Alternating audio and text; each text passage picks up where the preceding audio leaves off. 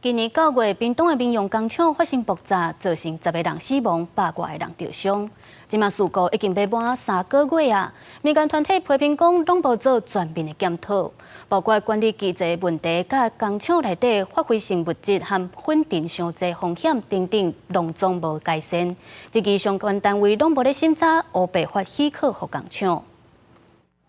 民用大火造成10个人死亡，超过100人受伤。事故过要3个月，绿色公民行动联盟指出，无看到全盘的检讨，表示2011年反映报告内底已经有日籍员工指出，工作环境世界烟粉，佮有歹片气味。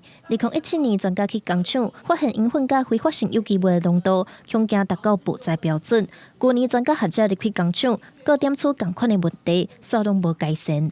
2017年，当时专家学者提供的建议，他改了没？如果他没有改，为什么可以发出这张许可证？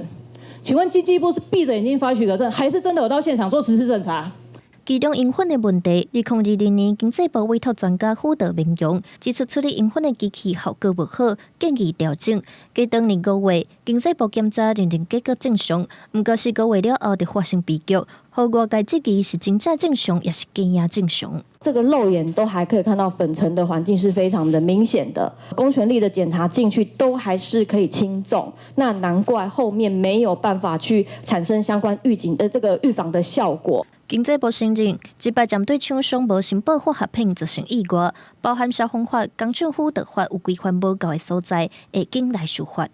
危险品申报的时候，它并没有动态申报的这个观念啊，好，所以现在加了一个动态申报。过去来讲申报的话，时间上大概半年申报一次。那动态申报就是说，你的量有超过，立刻就要申报了。 为着避免业者伫咧起载时阵做一套，无起载时阵搁两项项，经济部表示，除了动态申报，伫咧比对的部分，10部13系统以早是分别申报，所得来整合进行反向的比对，才会当掌握系统。另外，司法嘛要甲无申报化学品的罚款提悬，为1万到5万，提悬到5万到300万。记者综合报道。